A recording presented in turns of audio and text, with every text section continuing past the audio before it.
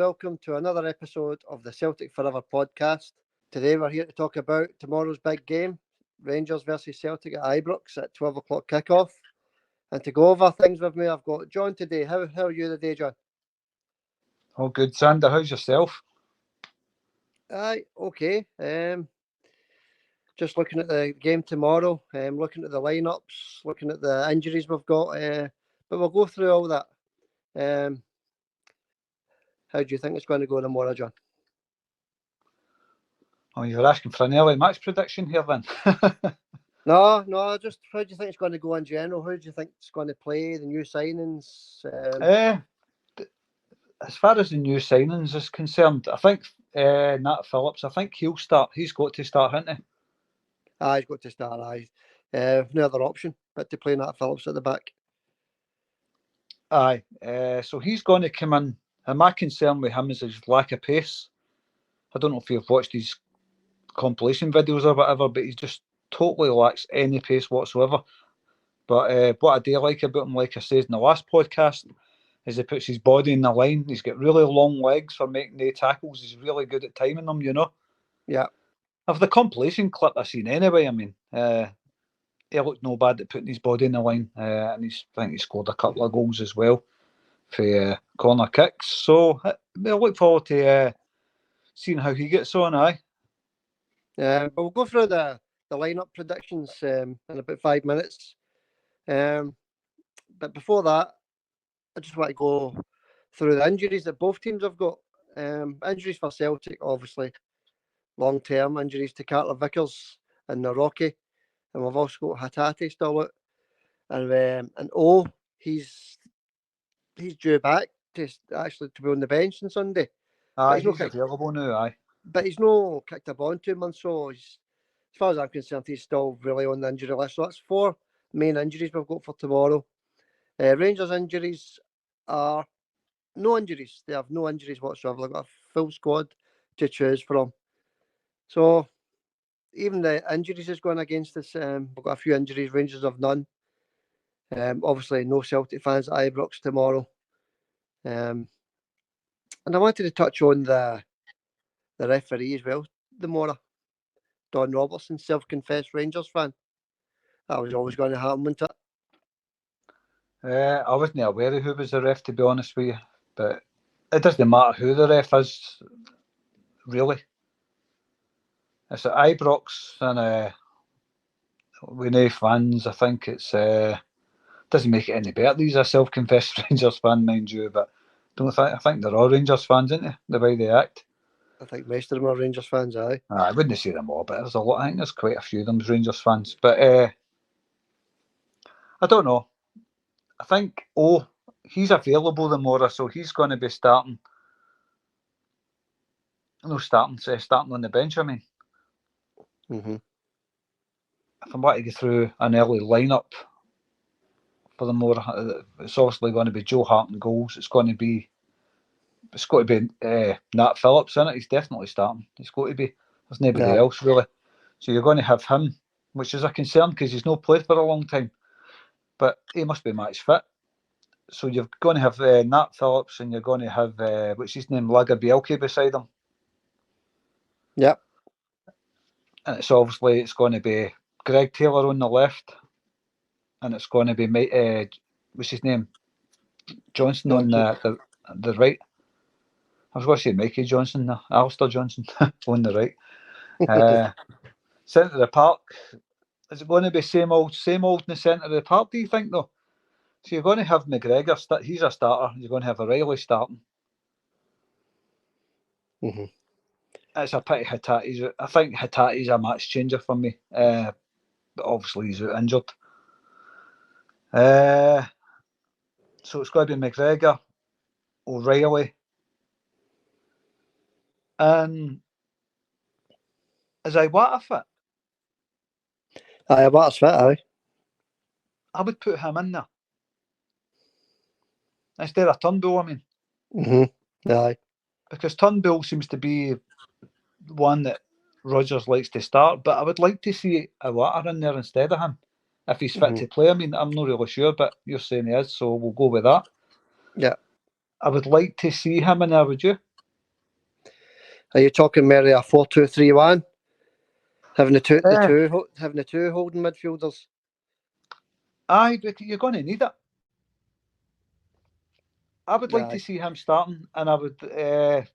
These new boys that signed, you've got Palmer and Bernardo. I don't know anything about Bernardo because I haven't watched any of his clips or anything yet. But like I said to you the other day, I watched the Palmer clips, and he looks really decent. He really does. There was a lot of clips for him, you know. Mm-hmm. And like I say, he scored a goal direct for a corner. He's good at taking a free kick. He puts in a good cross. He can go by players. So I would start with him. If he's match fit, I would be starting with him. Yeah. Is he left sided or right sided? Left. Is he left sided? Mm-hmm. Aye. Aye. Well, I would start him ahead of Maeda. Well, how are you playing on the right then? Abada. Aye. Well, you're and Kyogo up front, obviously. And he'll go up front. I mean, Abada's just signed a new year, 4-year contract as well. Mm-hmm. Well, my team So, is more or less the same as yours, John. It's slightly different. I'm going with the same old. With your Alistair Johnston at the back, Lager Bielke, the new boy Phillips, and Greg Taylor. In defence, obviously Joe Hart in goals, and then in midfield, holding you've got Callum McGregor, and then you're going to have Matt O'Reilly, and I'm going to go for the same old David Turnbull. And the only change is going to be in the team for last week. I think it's going to be Palmer. I think they're going to put him on the left, and I think he's going to pick Maeda to play on the right. With Kyle go up front. That's what my team prediction is.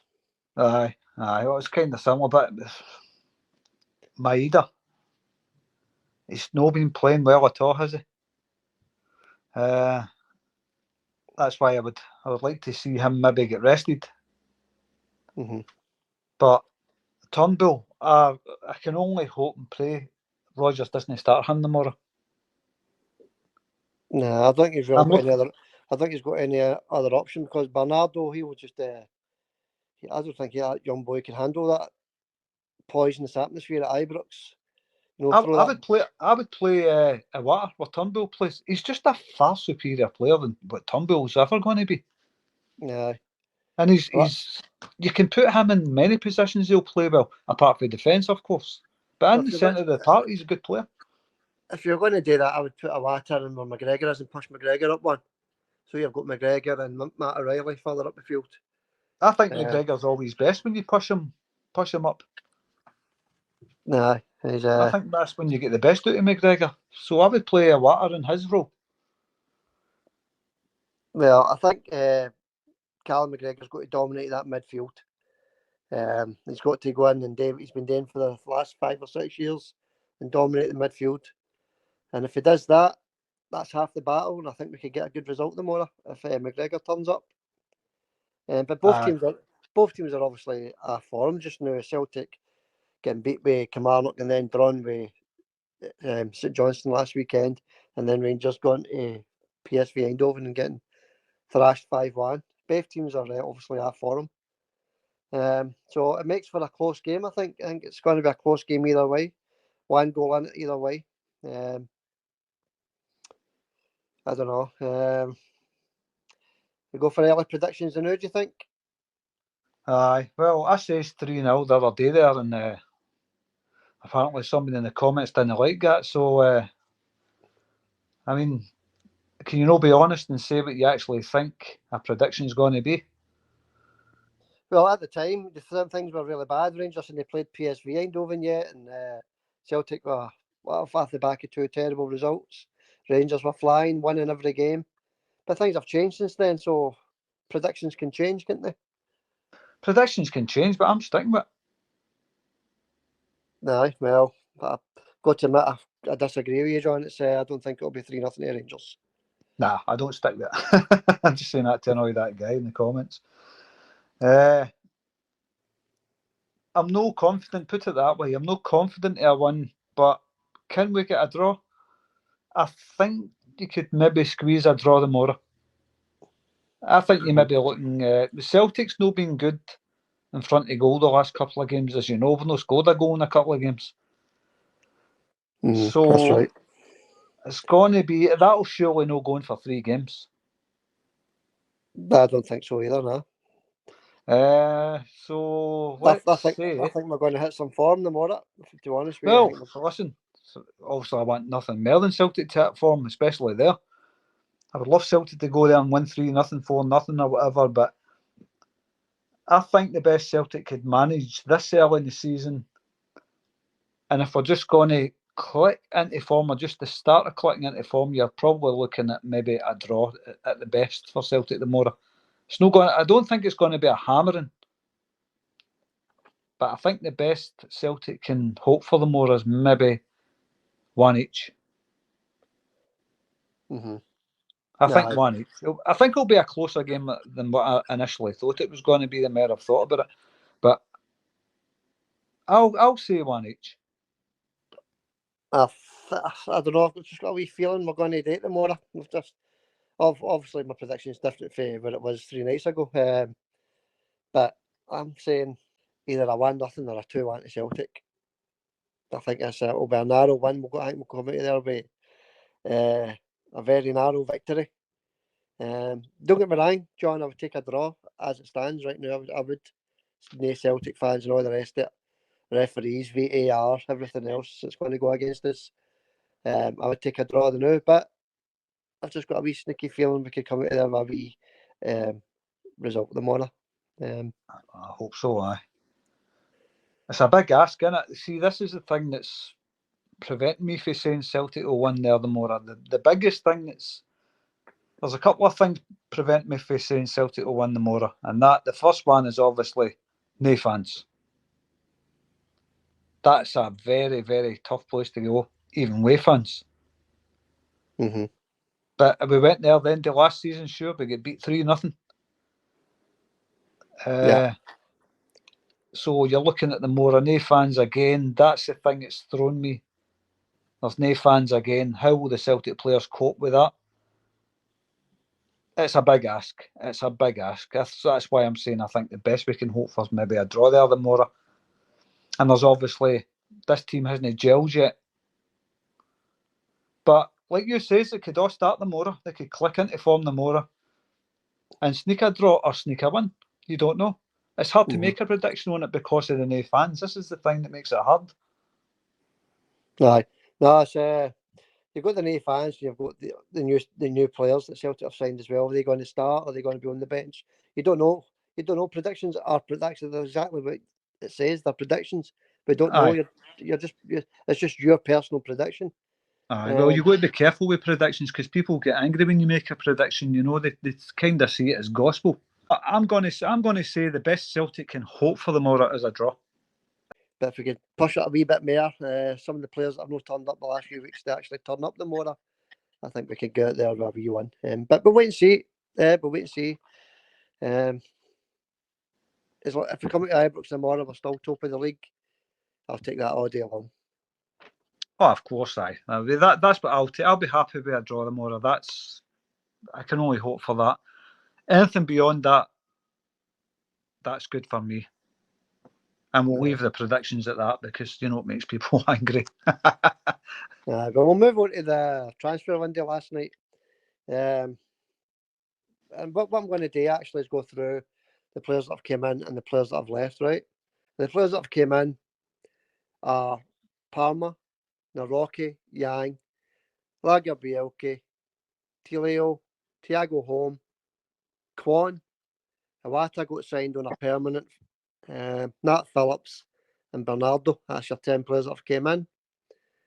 And the 13 that have left, obviously some of these are sort of like B team players, but the 13 that have left are Jota, Starfelt, Sorrow, Barkas, Moy, Connor Hazard, Urogide, Haksabanovic, Oluwemi, Adam Montgomery, Boston Lowell, Liam Shaw, and Ben Summers. They've all left the building.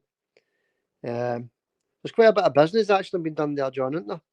That's in total. That's 23 then. Aye, it's a lot actually. I mean, we're thinking Celtic. haven't really done it in the transfer window in regards to bringing players in. I mean, Mm-hmm. but if they've signed 10 players, that's quite a lot of players. I think Rangers only signed 9.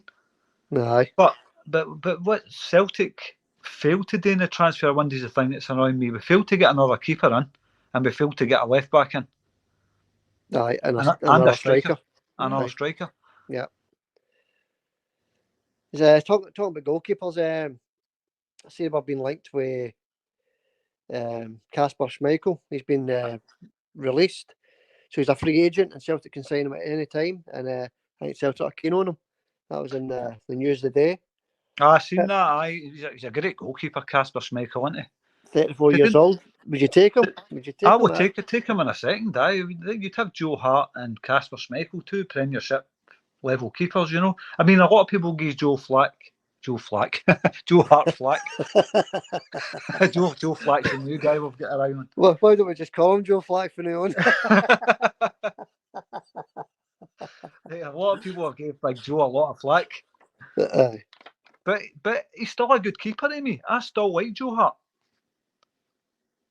When he was playing under Ange, he was a bit dodgy, to say the least, with the ball at his feet, wasn't he? Let's be honest. Mm-hmm. Try to pass it out for the back. That's no his game, though, is it? No. He's a good shot stopper, and he can put the ball up the park pretty quick, and he's got a good throw on him. He can start attacks. How many times has Joe Hart done that? Kicked the ball out, threw it out, and he started attacks for goals. Yeah, that's right. You know, he is a good goalkeeper still, Joe Hart. So I'd be happy to keep Joe Hart there for the rest of the season. We've got him out for the rest of the season anyway, haven't we? But that's it. We've not signed Kasper Schmeichel, so he's our number one goalkeeper. That's it. That's the bottom line, isn't it? aye, and Joe Hart's also a good shot stopper. But Kasper Schmeichel, add him into the fold. Would he overtake Joe Hart as the number one, do you think? I think he would go right in the number one position, aye. I think so as well. I do think so. I think he could come into Celtic and be a regular keeper, you know. Mm-hmm. No. But we do need another keeper. Well, he's obviously the transfer window's closed, but because he's a free agent, we can sign him at any point. But obviously, other clubs will be keeping an eye on him as well, because he is a top class goalkeeper. But he's worked with Rodgers before, obviously at Leicester, so hopefully that helps sway his mind towards Celtic. Aye, I hope so. I would like to see him at Celtic, actually. I know he's a bit, like you say, he was 34. 34, aye. Did he know a spell in Scotland before? Aye, I'm sure he was. I can't remember the club. Was it Falkirk? Was it? I can't remember, John. But he was in Scotland years and years ago, obviously, when he was a young boy. Aye. But he is. I think it was Falkirk. I could be wrong. I remember it was one of the smaller teams he played for. Mm-hmm. Aye, but so we'll watch our space with him. But as I say, the transfer window was very busy for Celtic in the summer there. But 13 players out, 10 players in. There is quite a bit of jealousy going there, isn't there? With all the players leaving and all the players coming in. And I think that's part of the reason why we're not actually playing that well just now. There's a lot of players still to settle in. Of course, I mean, obviously they 10 players on the starters, but the pick of the bunch for me was Yang so far. Mm-hmm. I mean, we obviously haven't seen Palmer, Phillips, or Bernardo play yet, or Kwon. I don't remember ever seen him playing. I think he only played in a couple of pre-season friendlies. You can't really count that. No, but Yang definitely, he is a good sign on that boy. I think he'll just get better and better. Yeah, but I think Naroki looks like a decent centre half as well. Aye, he looks decent. The pick of the bunch for me was Yang so far, but like I say, we haven't seen the other 3 that just signed this week. We haven't seen them yet in action, so let's hope every single one of them that's signed end up top players for us, you know. It never goes that way, but does it? No. There's always a couple that don't work out. But That's transfer window was, I would love to have seen, I'm the same as you. We did need a left back, we did need a striker, and it never happened. Yeah. And we just hope there's enough cover there to help us through to January as regards to left back, goalkeeper and striker. But we've got to move on. The options on left back are really poor, Xander. Really poor. Aye, Bernaby and Taylor. That's it, innit? Aye. Or you could sling maybe, what's his name? The boy went to Aberdeen. You can maybe sling him Scales. in. Scales, aye. So you got 3 options at left back, but every one of them's it's not really a first pick. Well, apart from Taylor, obviously he is a good wee player, Greg Taylor, but he's just a form, now, isn't he? Aye, he gets bullied far too much for me. Yeah, I keep saying that in every podcast. He's a target for every team now. Hit it down the left, he'll no cope with it. Yeah. All right, mate. We'll move on. We'll leave the transfer window there. It's done now. The window's shut. We can only keep our eyes if we get Casper Schmeichel, and we'll keep you updated with that. Moving on to the Champions League draw. Obviously, that was done on Thursday night. Not too bad, I didn't think. Feyenoord, Atletico Madrid, and Lazio, and obviously Aye. Celtic. Could have been worse, couldn't it? Could have been worse. Could have been a whole lot worse. I mean, they're still great teams, aren't they? But that's the first time that I can remember that Celtic's had a favourable draw in the Champions League. And we've got a chance against these teams at Celtic Park, should we hit form, I mean. Aye. I think Celtic has got as good a chance as any of the teams to finish in the second position anyway, getting into the last 16. Aye. Well, I think the last 16's is pushing it a wee bit. I think we're. It is maybe pushing it a wee bit, but you're as good a chance as any of the teams under, really. If we can get 3 wins at Parkhead, we've already turned Lazio away at Parkhead. Aye. And Darren Lazio. But yeah. it's a big ask. It's a big ask. Do you think we could maybe get a third in that group? Second is a big ask to finish second, right? Because they are great teams. I think if we get the results that we should get at Celtic Park, then I think we could possibly finish third and get into that Europa League spot. You think about it. Feyenoord, could we beat them at Celtic Park? Possibly. Atletico Madrid, that'll be a bit tougher, I think. But it could happen, or get a draw there. And then obviously, Lazio, as you said, we've already beat them at Celtic Park, but obviously it's a different team now. But again, you'd be looking to get a win there, wouldn't you, at Celtic Park? Oh, aye. We turned Lazio away at Parkhead and in Lazio. So that's a potential 7 points there, and then maybe pick up a point here and there away from home. So, aye. Second place is a possibility. If you finish on, say, 6 or 7 points, that should be enough to get you into third place, I think. That was my thoughts exactly. I was thinking the same thing. I'm thinking 7 points. I think Celtic would finish on in that group. No, well, I'd take 7 points now because I think that would be enough to get you into the Europa League. If we get 9 points, that should be enough to get you into second place. But maybe we're dreaming a wee bit there, but you never know. It's like the Rangers game tomorrow, you never know. Well, if that atmosphere comes back to Celtic Park on the Champions League nights, Celtic are kind of unstoppable when the atmosphere's top notch, you know. As Celtic fans, again, Celtic Park was voted the best atmosphere in Europe a few months ago. Aye, that's right. No, but everybody knows about the atmosphere at Celtic Park. It's especially in Champions League nights. But we need that team to start performing on the park, don't we? Aye. But I'll tell you what, I'm just glad we avoided all the big teams like PSG and all that, and Barcelona, Madrid, any of the English teams. Because we get turned there, you know. Aye, it's it would have been a tough getting it. I mean, look at the group Newcastle, and that seemed to be quite a tough group. I imagine we go that group. We'd be lucky to walk away with that with a point. Aye, I'm happy with the group Celtic's in. So let's just hope we can get a couple of wins at Parkhead and maybe a wee draw away somewhere, you know. Yeah, that's it. But the games will take care of themselves. The big games, obviously, tomorrow. We've already spoken about it, I suppose. But I'm just going to round off some of the scores for the day in the SPL. There's 5 minutes to go in the games, and we're sitting at Kilmarnock 0, Ross County 1, Livingston 0, St Mirren 0, and St Johnstone 1, Dundee 2. That's the only 3 games that are on the day in the SPL. So that's the latest score. That's the latest scores. I'm looking at a Celtic B team as well. They're playing this afternoon, John. Celtic B 2, Albion 1, and there's 20 minutes to go in that. So currently that's sitting at 2-1 to Celtic B. I don't know who Albion is. I don't know if it's still in Albion. I don't know if it's Albion Rovers. I don't know. It just says Albion. So I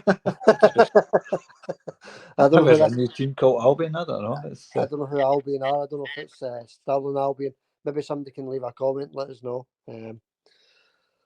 That just about covers us for the day, I think. Anything you want to add, John? No, really. We've talked about everything that's been happening. So, well, we had Matt O'Reilly. Celtic don't want to lose him. And who else was there? Haksabanovic is away, which is good. I'm just rounding off what I had in my mind. Mm-hmm. So I'm glad O'Reilly's staying. Celtic didn't sell him because I do like O'Reilly. Haksabanovic is gone, which is good. I hope he stays away permanently. That guy, I've just no time for him. I would say good luck to him, but I've just no time for the guy at all. I hope Stoke make it a permanent deal for the guy. Just utter rubbish, you know. He had a couple of good games when he first started, and I don't even think he had a couple of good games. Like he came on off the bench a couple of times when we were 5-0 up. Scored a couple of goals at 5-0. I could score a goal at Celtic Park when we're 5-0 up. Aye, same as Turnbull. He's all right when we're 5-0 up. And I'm 15 stone. Right. Aye. I think you're being easy on yourself there. I think Haksabanovic, good riddance to him. He's just his attitude stinks, Sandra. I don't like the guy. Simple as that. Tavernier, that's the thing I was going to just finish on. Tavernier, he's going to make your fans proud and all that the more. I think that guy should learn to keep his mouth shut as well when it comes to Celtic, you know. Yeah. Well, obviously, they're going to be confident with the 50,000 screaming vile fans screaming at the Celtic players, throwing their missiles at the Celtic players. You know, they've got that on their side. They've got the referees on their side. They've got the VAR on their side. So, super captain Tavernier is going to come out with statements like that, isn't he? I'd be cowering away in a corner if it was Celtic Park tomorrow. Aye, it's obviously a commentator getting pumped in Europe. You know, he's getting beat 5-1. What's your answer to it? Oh, well, we're going to win on Sunday though. How childish is that? You know. Aye, well, after tomorrow, there's still 35 games to go. So whatever happens tomorrow, it's not the end of the world. If they beat us, we've got 35 games to turn around 2 points. If we win, we go 4 points clear. That's the bottom line. Aye, that is the bottom line. Well, hopefully this time tomorrow we'll be celebrating a wee win. Aye, hopefully, John. Hopefully. Hopefully. I've got a good wee feeling about it. I feel differently than knowing what I did, as I say, in the middle of the week. So hopefully that feeling's there for a reason. We can come out of there with some sort of result tomorrow. Oh, well, there'll be no overreacting if we do get beat. I mean, this team really needs time, doesn't it? It needs time. Aye. Well, they're going to get the time after the game tomorrow because there's a 2-week international break. So we've got another 2 weeks to get an extra couple of weeks of training in. Get the players gelling together, and then hopefully when we come back, things will be a wee bit better. As I say, come away for Ibrox tomorrow with a victory. Things will be actually looking quite good, wouldn't they? Going out the international break with a 4-point lead. That'd be great. So good luck to Celtic tomorrow. Anyway, all the best, boys, because you're going to need it tomorrow. That vile atmosphere. And we'll do a wee post-match podcast if you're up for that, John. Aye, no problem, man. No problem at all. So we'll have another podcast up on Sunday. So thanks for tuning in. Thanks for listening. And hail, everybody. Hail, hail, hail, hail, Xander, and I'll speak to you soon. Right, John, catch you later, pal. See you later. See you later, hail, hail. Bye-bye.